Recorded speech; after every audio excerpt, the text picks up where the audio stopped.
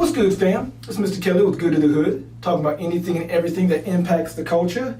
And today I got a special guest. Maybe some of you have heard of him, maybe some of you haven't. I assure you, you will. His name is Chy Reco.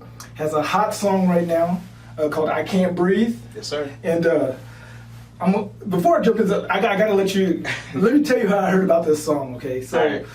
So obviously with the protests and everything going on right now, police brutality, and I even posted a song from some local guys called Allstate Music, called I Can't Breathe, actually. Ironic thing is they made this song when Eric Garner was killed. So I mean that already goes to tell you, I mean this is a situation that's been going on in our community for way too long. Forever. Yeah. But anyway, so I was writing and I heard the song come on and I was like, oh, that's clean. That's a nice song, right? I was like, okay. So I messed with Amazon Music, because that's where usually I get a lot of my music. And I said, well, let me see. And I put I Can't Breathe. And I don't know if you've done this, but if you try to Google or go through some of these sites with I Can't Breathe, there's a lot of songs in a lot of different genres, right? Yeah. So then I was like, because I'm thinking you're already huge. I'm like, you know what I mean? Like I love hip hop, but you know, I'm a little old and I know that a lot of the new cats I'm not, familiar with their music. So I'm like, man, okay, well I can't. And then I saw it and I was like, oh, maybe this is it. And so I listened to it and there was a different song. I finally listened, I was like, oh, here it is. So I downloaded it, playing that. And so on the Good to the Hood Facebook, apparently we have a lot of mutual friends. And then you came up. And I was like, what? It said like you had 40 mutual friends. Wow. And I'm like, okay. So then I kind of started following you and I was like, wait a minute. And then you had put on there, something to the effect of God is good. I hit 10,000 streams. Right? We hit 10,000 like the first day. Yeah. So I was like, wait a minute. I'm thinking you should already, man, I'm like, then of course the Chy, so I kind of put Chicago. So I'm thinking you're already out there with Sosa, Chance. Like I'm thinking, like, okay. And I'm like, how is this brother not got millions of whatever? So I just hit you up. I said, because I'm gonna be honest with you, for me, that song is the anthem for the movement right now. Right. Thank you. I appreciate it. I mean, look, and I'm not just saying that because you're here. Like, I really feel that. I'm like, because it's not just hip hop, it's not just R&B. It's like, it's just a feel. It's the whole vibe, and that's the reason why the song hits so hard. Right. There's just so much that went into that song, man, and a lot of people don't really even know or understand. But of course, I always give my shout out to my man's, shout out Mic Coats, producer of that song. Shout out A Meazy, shout out my man Ramond, shout out my man Wil Guice, that's the singer on it. Just a whole bunch of talented individuals. Shout out my man's out at the Barbershop Uncut. Make sure y'all go follow them as well too. Follow, share, subscribe with them as well too. My man's Mondo, Kenneth. I don't want to forget nobody. Miguel. Hey, look, I'll put links. John, there we go. Got them all. Afterwards, we kind of get us together, and I'll put links to all your people because look, I'm trying to come and create a platform. Definitely, you guys are the same. And look, and that notwithstanding, it's all about building up the community. Definitely. And us taking care of each other and helping each other. Yeah. Oh yeah. In whatever capacity. So I'll put all those links in the description. So please do. So you can help those people up. Appreciate you. But so yes, that's because the only other song that I think rivals it as far as taste, quality, lyrics, and whatever, it's very similar. It's on the same topic. Is a song by Lil Baby. Lil Baby. Bigger Picture. Yeah. Actually, I like that song. Man, that song is dope. Actually, I really like that song. That's crazy. I just played it. I listened to the title, so I played it because Title has a little playlist with it. Okay, yeah. And that one's on there, and that's one I really fool with that song. Yeah, that one's hot. So when you came up with this song, well, not just you, but so you wrote like how did it come to pass? So it's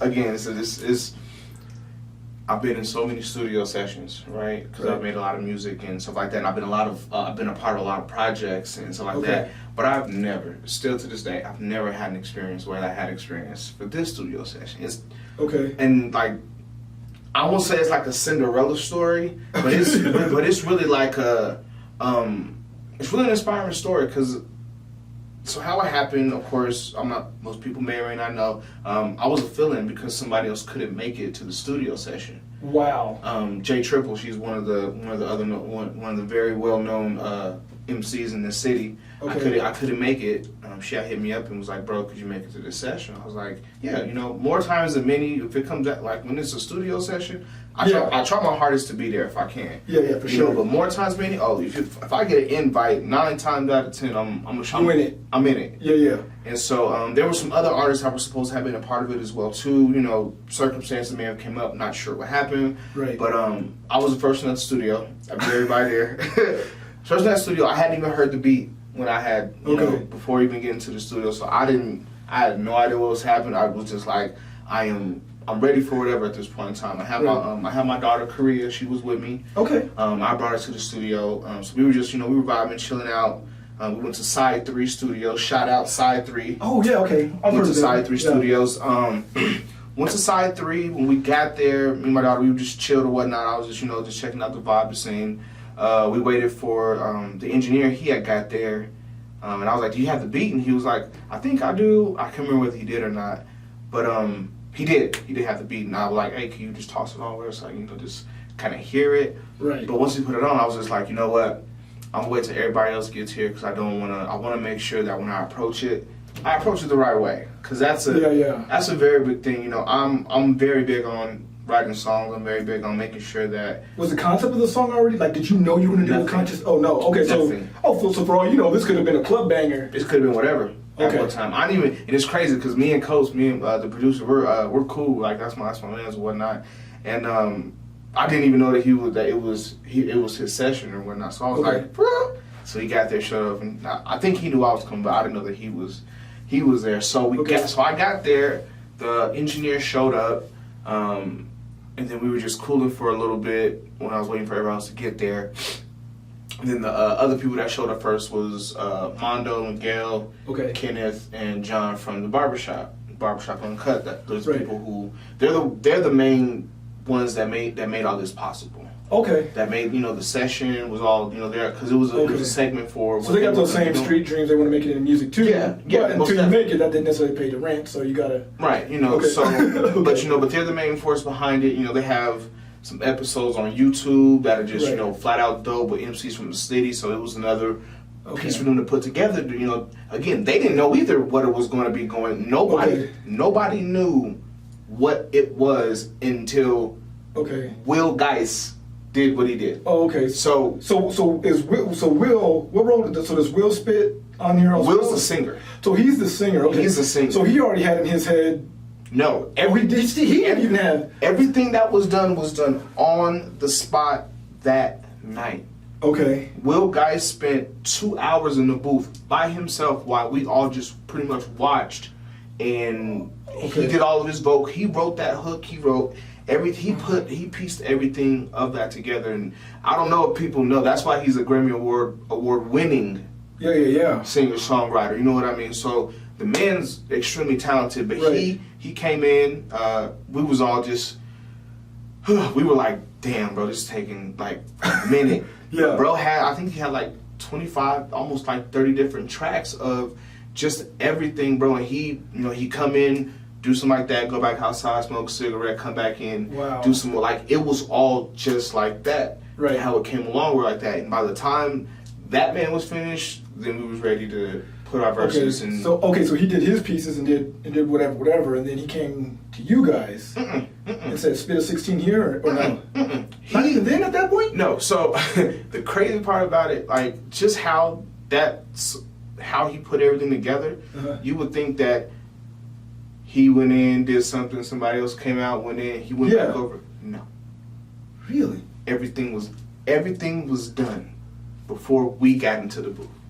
Oh wow! Okay, so he really had the whole foundation, framework, everything. He mapped it out for us. Man, amazingly. Like I said, the fly on the wall in that studio session has $1 billion story to tell, because that's one of the first times I've ever not had a photographer or a videographer with me in the studio session. I always have a camera with me in the studio session that, and that was one of the times that I apparently I just didn't. Just didn't have it. Okay. So but yeah, man, I'll always say it, bro, until they stop asking and they were like, how'd it happen? I'm like, that man Wil Guice came in and set up that platform for me, Ramond, and A Meazy to be able to put our hearts and stuff like that into a song because he put it behind those vocals. So what's next? I guess so. So I was doing a little bit looking, and obviously I saw this when I saw the song, and I was like, oh, okay, so Rico, da da da. So I was looking on there, and there was only one other song that I saw, at least on the Amazon platform, called Smoke.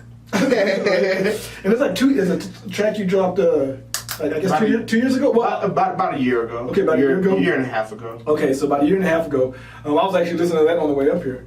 So, do you have a whole album out or a mixtape? Or? Yeah, I dropped my first album. It was called Me Between the Lines. Okay. Then I have a EP that I dropped last year called King of Hearts.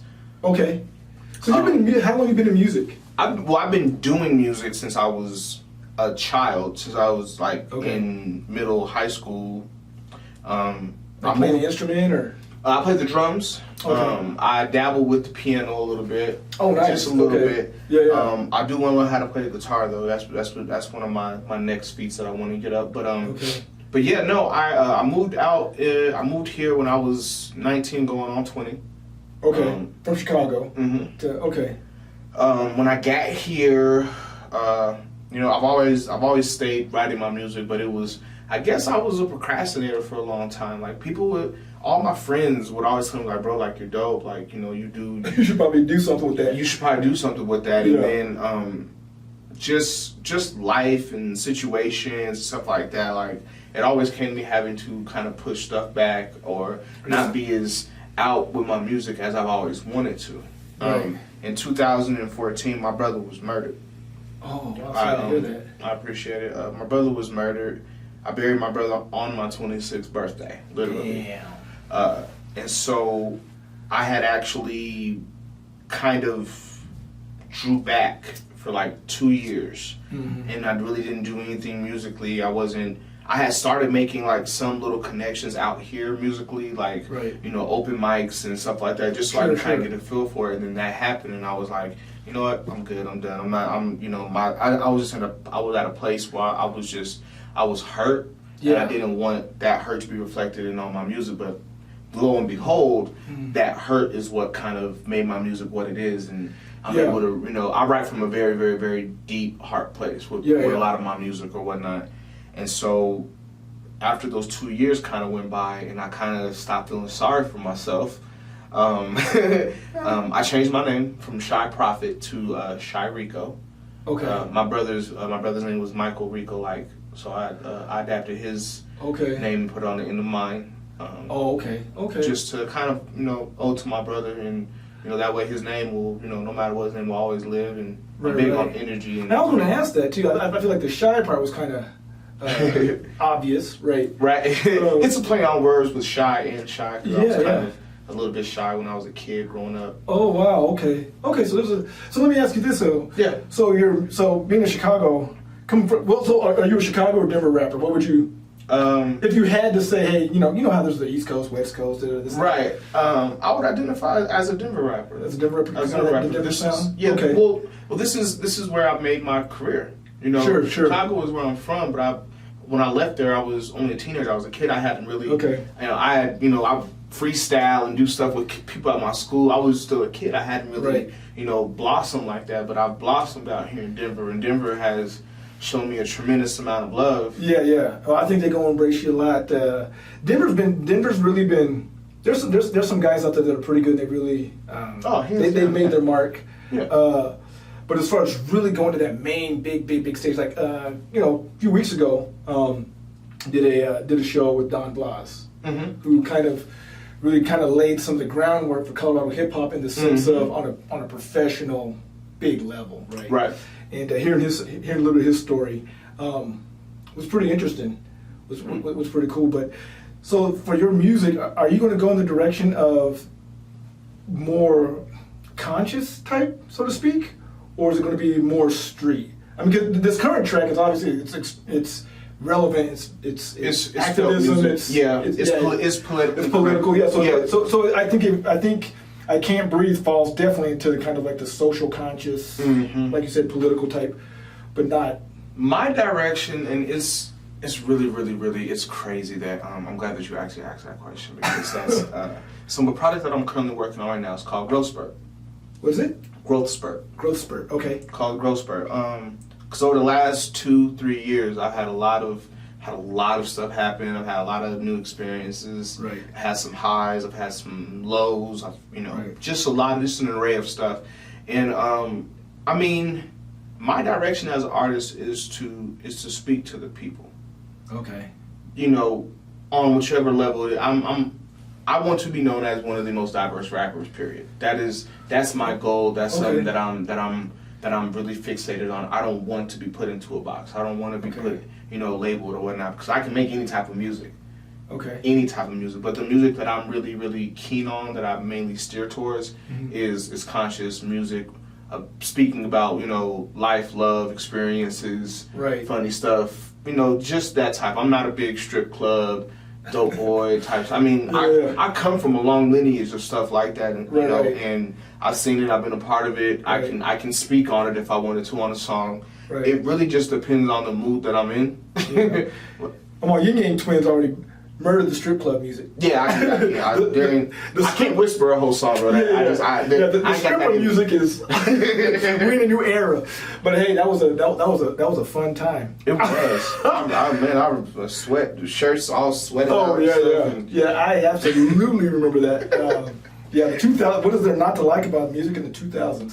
Nothing. That was the party era, I think. No, absolutely. That was the party era. Oh yeah, because look, Cash Money was doing their thing.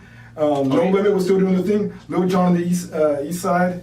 There was a whole lot of. It was just really. Yeah, it was club. Yeah, it was. If you're not a club banger, you were gonna be famous. There was no ifs, ands, or buts about it. If you had a club banger, or you could sing a nice little melody or whatever like that, you had it. You were getting. They were getting it. You were getting it. Period. And I think you're on the. And not that you're doing it for this reason. I think you're we're entering an era again of kind of more conscious.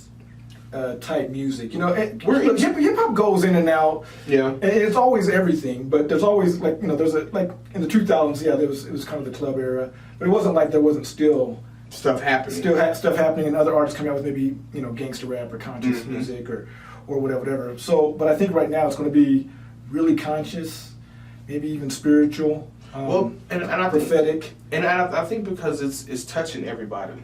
Yeah, it's touching I don't know anybody. I don't know about you. I don't know too many people who can say right now, like, what's going on doesn't make me feel some type of way. What's going on, I don't think about it. Like, nobody is saying that. Right. I can almost guarantee nobody is saying that, because that's all that there is right now to think about. We're all detached from our jobs. We're all detached from our social stuff, our social interacting to an extent where this is all that we have to really, see, hear, talk about, text, see online, all of that stuff. Racial tension's crazy right now. Oh my goodness. It's an election. Somebody looked at me weird at a stoplight the other day, and I'm not even that type of guy. I'm a cool person. No, look, without going into too much detail, literally yesterday I was up at the airport. Oh man. You're driving, going, trying to find a spot to park, and apparently, I went down this way. Well, I guess you're supposed to be going the other way for the parking lot, which I don't remember. There's no arrows where it was. Like, really, it's like the grocery store. You just go wherever you go. Right. And, they try, though. Yeah, and so this guy came, and I wasn't even in his way. He still pulled up next to me. It's just da-da-da-da, his 2 cents. So I dropped the window, and I gave him back the same energy. I'll just leave it like that. And then he looked at me. He was an older cat, and and he just looked at me and just kind of, I was like, you know what I mean? But it's tension everywhere, man. It's like, you got to wear a mask or you don't wear a mask. You got is like you said, our lives are just disrupted. 2020 is the perfect storm for crap. This is the worst year.